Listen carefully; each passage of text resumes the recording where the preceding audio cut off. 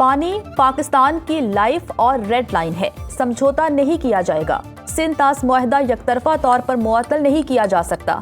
وزیر اعظم شہباز شریف اور field marshal Syed Asim Munir نے ہمیشہ کہا پانی پاکستان کی بقا ہے۔ وزیر اطلاعات عطا تارڑ کی وفاقی وزیر برائے موسمیاتی تبدیلی مصدق ملک کے ساتھ نیوز کانفرنس۔ عطا تارڑ نے کہا پاکستان کا سندھ طاس معاہدے پر موقف دنیا نے تسلیم کیا۔ بھارت کو متعدد فورمز پر شرمندگی کا سامنا کرنا پڑا۔ آبی سیکورٹی پاکستان کے لیے اہم اور ہمارا حق ہے۔ سندھ طاس معاہدے پر سیمینار میں پوری دنیا کے آبی ماہرین شرکت کر رہے ہیں۔ مصدق ملک نے کہا مودی پاکستان میں آبی دہشت گردی چاہتا ہے، ہمارا پانی روکنے والا ہاتھ کاٹ ڈالیں گے۔ پاکستان ماضی میں تباہ کن سیلابوں کا سامنا کر چکا ہے۔ پاکستانی معیشت اور لاکھوں افراد کا روزگار زراعت سے وابستہ ہے، جس کا انحصار پانی پر ہے۔ پاکستان اپنے آبی حقوق کے تحفظ کے لیے ہر ممکن اقدام کرے گا۔ پاک سرزمین کو دہشت گردی سے پاک کرنے کا مشن، سیکورٹی فورسز کی پاک افغان سرحد پر کارروائی، 29 دہشت گرد ہلاک، پکتیا اور کنڑ میں 25 دہشت گرد مارے گئے۔ باجوڑ میں خارجی کمانڈر خان فیروش عرف زابل سمیت بھارتی پراکسی جماعت الاحرار کے 3 دہشت گرد انجام کو پہنچے۔ وفاقی وزیر اطلاعات عطا تارڑ نے ایکس پر کالعدم جماعت الاحرار کے خلاف کارروائی کی ویڈیو جاری کر دی۔ عطا تارڑ نے کہا دہشت گردوں کے ٹھکانوں پر انتہائی درست اور محدود کارروائیاں کی گئیں، بھاری تعداد میں اسلحہ اور گولہ بارود تباہ کر دیا۔ ویژن عزم استحکام کے تحت دہشت گردوں کے خلاف مہم پوری قوت سے جاری رہے گی۔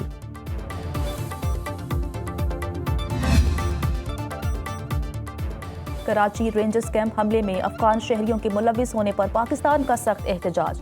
افغان ناظم الامور کی دفتر خارجہ طلبی، کراچی میں دہشت گردی پر شدید احتجاج۔ ترجمان دفتر خارجہ کے مطابق افغانستان میں تعینات پاکستانی سفیر کا بھی افغان وزارت خارجہ کو احتجاجی مراسلہ، افغان سرزمین کا پاکستان کے خلاف استعمال روکنے کا مطالبہ۔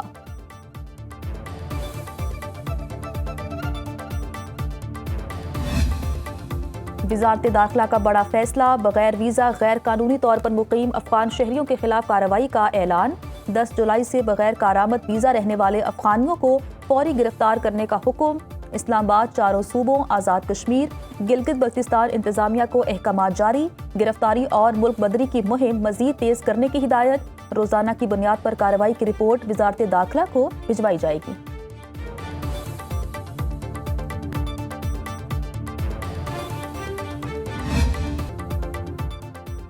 امریکہ اور ایران نے ایک دوسرے پر حملے روکنے پر اتفاق کر لیا۔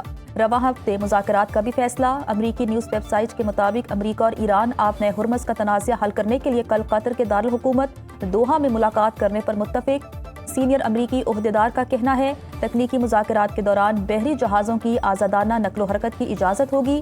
مفاہمتی یادداشت کے تحت دونوں ممالک کے پاس تفصیلات طے کرنے کے لیے 60 دن کا وقت ہے۔ امریکی حملوں اور مفاہمت کی یادداشت کی شرائط کی خلاف ورزی پر ایران نے اتوار کو تکنیکی مذاکرات میں حصہ نہیں لیا۔ قطری ٹی وی کے مطابق امریکہ ایران حالیہ جھڑپ کے بعد آب نئے ہرمز سے 48 جہاز بحفاظت گزر گئے، تیل اور گیس کے 28 ٹینکر اور 7 بلک کیریئر شامل۔ اشتعال دلایا تو پوری قوت کے ساتھ حملہ کریں گے، ایران کا بحرین کو انتباہ۔ ایرانی سپریم لیڈر کے مشیر علی اکبر ولایتی نے کہا بحرینی حکام کو سنجیدہ وارننگ دی جا رہی ہے، وہ اپنی حدود میں رہیں، ایران کو سخت فیصلے کرنے پر مجبور نہ کیا جائے۔ ایران نے حالیہ امریکی حملوں کے بعد بحرین میں امریکی بحریہ کے اڈے کو نشانہ بنایا تھا۔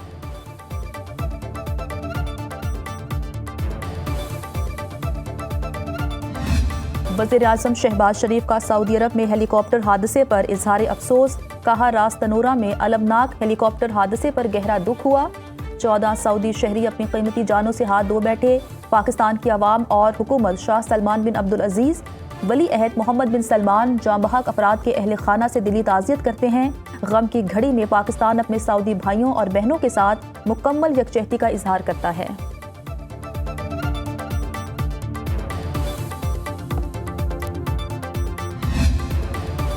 امریکہ ایران کشیدگی سے عالمی منڈی میں خام تیل مہنگا، برینٹ کروڈ آئل کی قیمت $72.60 فی بیرل ہو گئی۔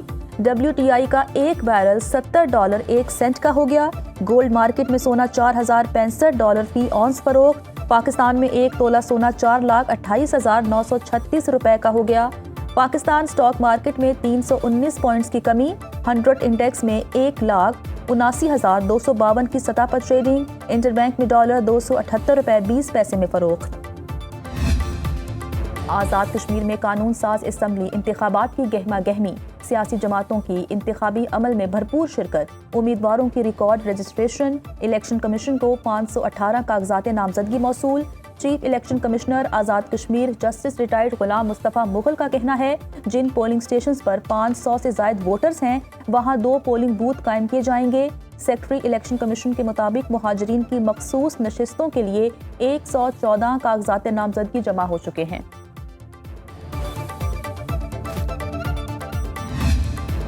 £190 ملین کیس میں اسلام آباد ہائی کورٹ کا فیصلہ چیلنج، بانی تحریک انصاف اور بشرا بی بی کا سزا معطلی کے لیے سپریم کورٹ سے رجوع، درخواست میں موقف اختیار کیا، درخواست قابل سماعت مان کر بھی مقدمے کے نکات نظر انداز کیے گئے، شدید صحت مسائل کے باوجود رہائی نہ دینا ناانصافی ہے، سزا معطلی کی درخواست جان بوجھ کر مؤخر کی جاتی رہی، ٹرائل کے دوران ضمانت مل چکی تھی، الزام بے بنیاد قرار دیے گئے تھے، ہائی کورٹ کا حکم کالعدم قرار دے کر سزا معطل کرنے کی استدعا، اسلام آباد ہائی کورٹ نے £190 ملین کیس میں توہین عدالت کی درخواستیں غیر مؤثر قرار دے کر نپٹا دیں۔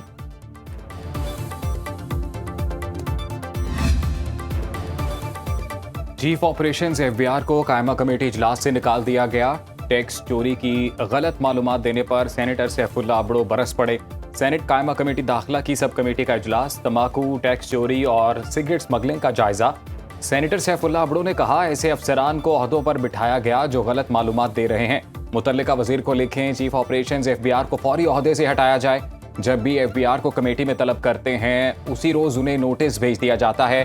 وزارت اطلاعات نے تمباکو کے اشتہارات کی تفصیلات طلب کی۔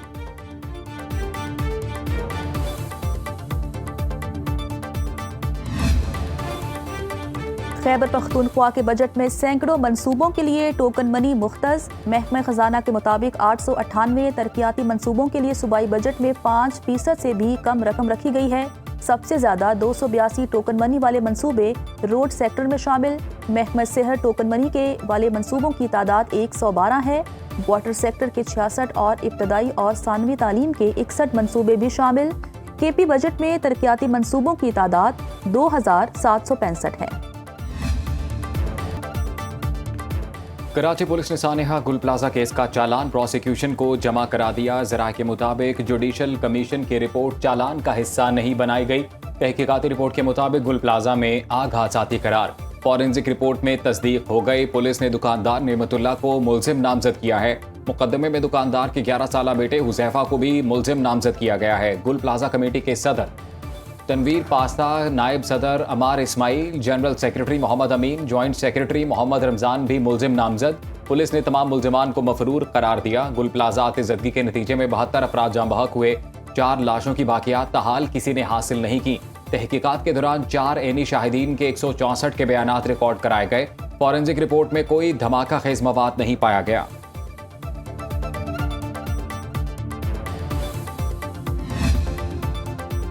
ملک کے بیشتر علاقوں میں شدید گرمی اور حبس کا راج، اسلام آباد، خیبر پختونخوا اور پنجاب کے میدانی علاقوں میں حبس سے برا حال، لاہور میں درجہ حرارت 41 ڈگری کو چھو گیا۔ PDMA کا پنجاب کے بیشتر اضلاع میں 1 سے 6 جولائی تک آندھی، بارشوں اور ژالہ باری کا الرٹ۔ وسطی بلوچستان میں موسم شدید گرم، جنوبی بلوچستان اور سندھ کے ساحلی علاقوں میں مطلع جزوی ابر آلود رہنے کا امکان، کراچی میں کہیں کہیں بوندا باندی متوقع۔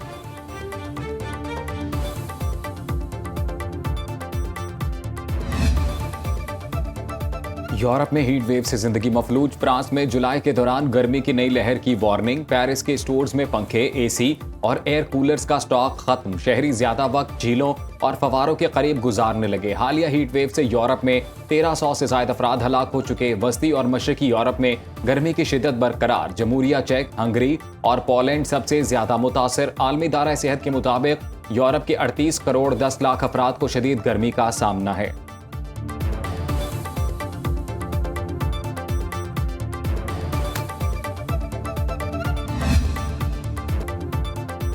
بنگلہ دیش کی مقتول سابق وزیر اعظم شیخ حسینہ واجد کا رواں سال وطن واپس جانے کا اعلان، شیخ حسینہ طلبہ تحریک کے شدید احتجاج کے بعد بنگلہ دیش سے فرار ہو کر بھارت میں پناہ گزین ہیں۔ کم و بیش 2 سال کی خود ساختہ جلا وطنی کے بعد شیخ حسینہ واجد نے بنگلہ دیش واپس جانے کا اعلان کیا ہے۔